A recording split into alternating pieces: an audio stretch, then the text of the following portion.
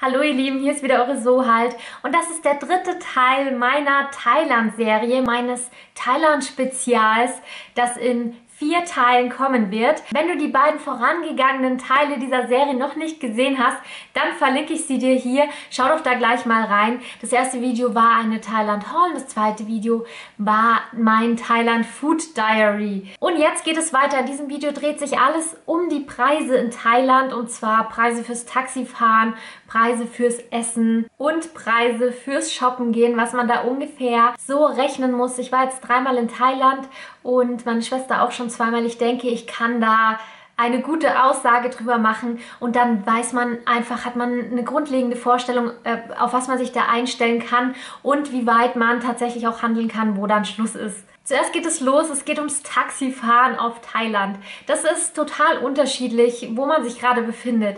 Wenn man sich in Bangkok befindet, das ist die Hauptstadt, oder wahrscheinlich auch in anderen großen Städten in Thailand, da kann man wirklich verlangen, dass die Taxis nach Taxameter fahren.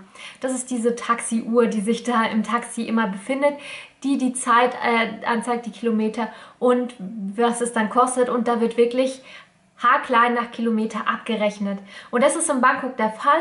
Wenn euch jemand vorschlagen sollte, nach Pauschalpreis zu fahren, dann handelt auf jeden Fall einen anständigen Preis aus. Für ungefähr 40 Minuten Fahrt kann man 400 Baht rechnen. Sonst ist es zu teuer. Das ist in Bangkok der Fall. In Bangkok ist es sowieso meiner Meinung nach das Allergünstigste, da sich mit dem Taxi zu bewegen oder auch essen zu gehen, ist in Bangkok auch viel billiger als auf den Inseln zum Beispiel. Ja, dann größere Inseln wie Phuket oder Koh Samui.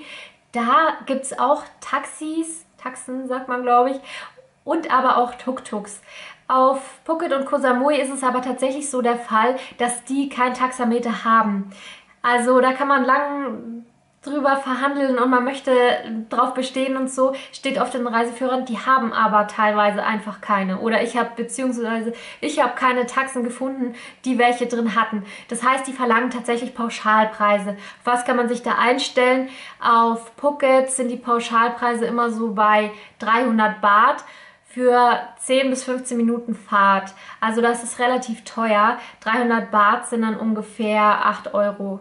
Und auf Koh Samui dasselbe, da fahren die auch nach Pauschale. Und wenn man vom Flughafen zum Hotel will, was auch ungefähr 15 Minuten entfernt ist, zahlt man auch seine 400 Baht, also circa 10 Euro. Das ist, finde ich, für Thailand schon relativ teuer, aber das muss man rechnen. Das sind große Touristenorte oder große Inseln, wo sehr viele Touristen hinkommen.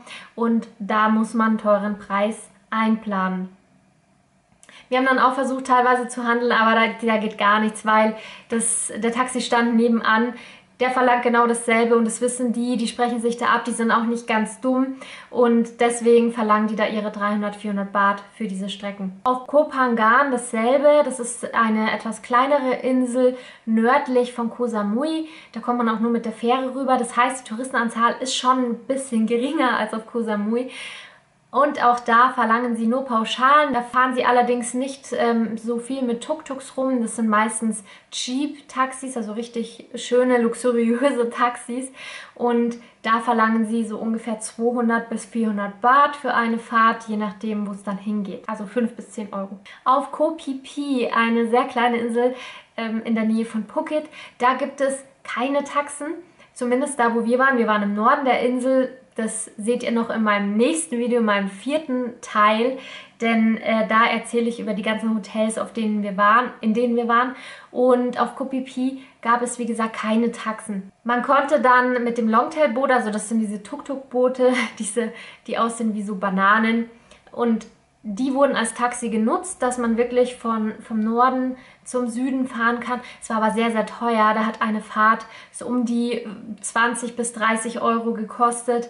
Und das muss man sich dann tatsächlich überlegen, wo man dann sein Hotel nimmt und wo man dann sein will, ob sich das dann überhaupt rentiert. Also Taxen gibt es dann nicht. Auch Roller ausleihen auf Koh Phi Phi im Norden ging nicht, gab es nicht, denn da war überhaupt nichts. Und Straßenverbindung bis zum Süden war auch eher schlecht.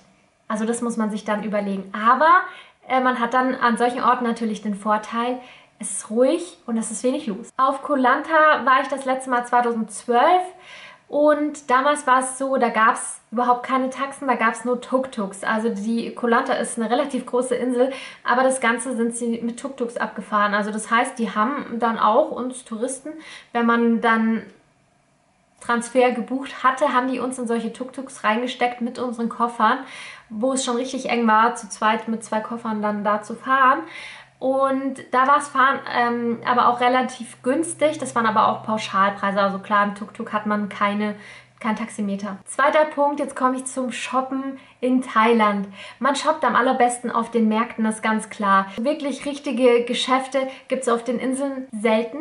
Nicht so häufig. Manchmal in so, wo wirklich ganz viele Hotels sind, da haben sich so kleine Boutiquen angesiedelt, die aber auch relativ teuer sind. Das heißt, wenn du shoppen gehen willst, geh auf die Märkte. Jetzt die Frage, wo sind die Märkte, welche sind die besten? Ich kann dir ein paar Empfehlungen geben. In Bangkok ist ein absolutes Muss, den Chatuchak-Markt zu besuchen. Das ist der Wochenendmarkt, der jedes Wochenende Samstag und Sonntag stattfindet, von 8 bis 18 Uhr. Das ist auch der größte Markt Thailands und das ist Wahnsinn. Wenn du den besuchen willst, was ich dir unbedingt empfehle, plan es dir so ein, dass du Samstag, Sonntag in Bangkok bist. Jeder Taxifahrer kennt es. Du sagst einfach Chatuchak und der fährt dich dahin. Und da gibt es ungefähr 10.000 Stände. Es ist Wahnsinn. Plan dir einen halben Tag ein. Du schaffst es niemals, alles zu sehen. Wenn du was Cooles gefunden hast, was dir gefällt, dann kauf's.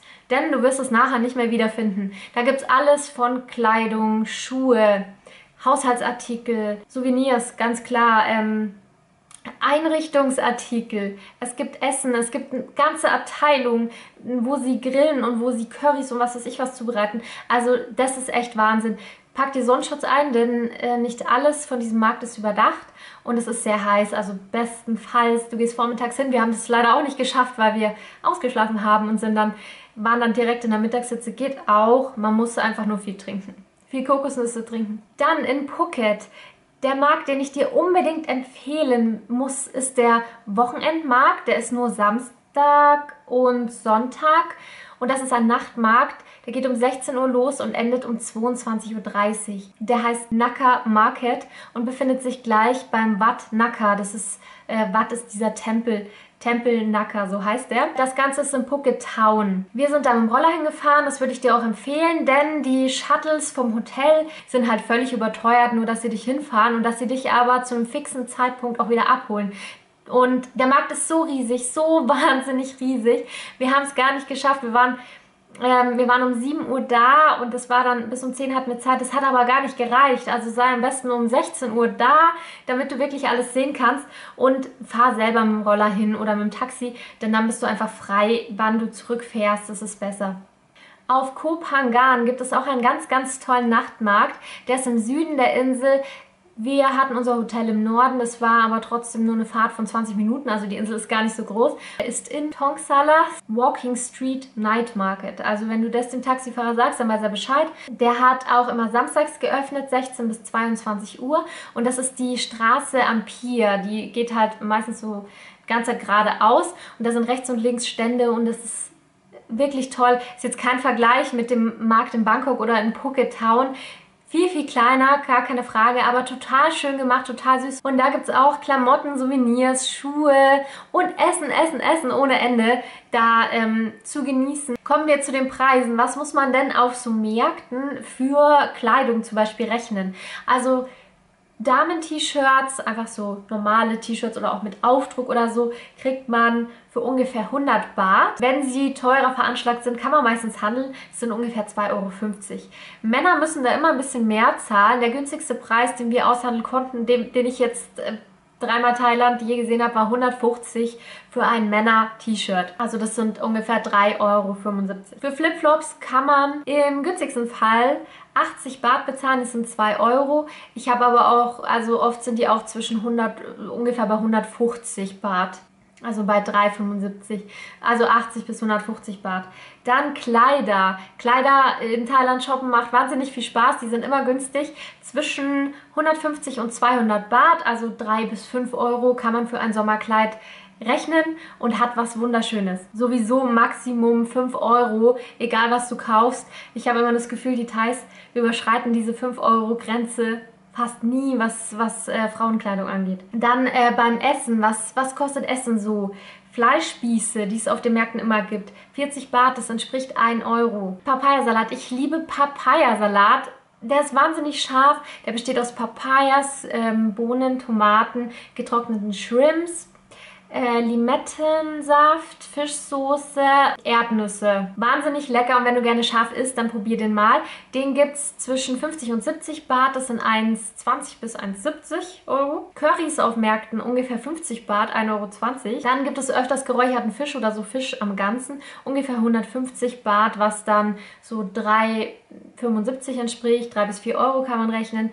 Crepe, boah, die thailändischen Crepes sind auch der absolute Wahnsinn. Die esse ich am allerliebsten mit Bananen. Die schneiden dann so Bananen rein und Honig. Du kannst aber auch an diesen Crepe-Ständen verschiedene andere Füllungen dazu wählen. Die gibt es zwischen 1 Euro und 1,50, also 40 bis 60 Baht. Dann junge Kokosnuss, ein Muss. Wenn du in Thailand bist, dann musst du eine junge Kokosnuss probieren. Die ist noch ganz weich innen. Die Konsistenz ist nicht wie Kokosnüsse, die wir bei uns kennen, sondern das Fleisch ist wirklich so Gelee-artig, sehr, sehr weich. Das kann man so mit dem Löffel so rausschaben. Und das Leckerste daran ist einfach der Kokosnusssaft, den man dann trinkt. Und die sind immer eisgekühlt. Gibt es zwischen 60 Cent und 1,20, also zwischen 25 Baht und 50 Baht. Im Restaurant muss man für Essen natürlich ein bisschen mehr einplanen, wie bei uns auch. Ganz normal für Currys kannst du planen zwischen 100 und 150 Baht, das sind 2,50 bis 3,75. Und für zum Beispiel einen ganzen Fisch 300 bis 400 Baht, das sind dann 57 bis 10 Euro für so einen ganzen Fisch, den man aber auch zu zweit essen kann. Ja, das war mein kurzer Preisüberblick, was thailändische Preise angeht. Wenn du noch Fragen hast, schreib sie mir unten in die Kommentare rein. Ich beantworte deine Fragen gerne, wenn ich kann natürlich. Und ansonsten hoffe ich, du besuchst auch mal Thailand, denn Thailand ist einfach wundervoll. Ich liebe es. Und gerade die Inseln, die ich genannt habe, finde ich alle total schön.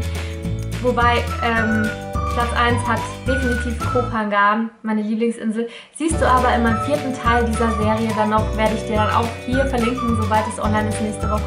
Und da erfährst du alles über die Hotels, in denen ich war, und die Strände und wo es besonders schön ist, sagen wir es so. Dann wünsche ich dir noch einen wunderschönen Freitag, schöne Urlaubszeit, falls du gerade Urlaub hast. Es ist ja Sommerzeit. Und bis zum nächsten Mal. Ciao!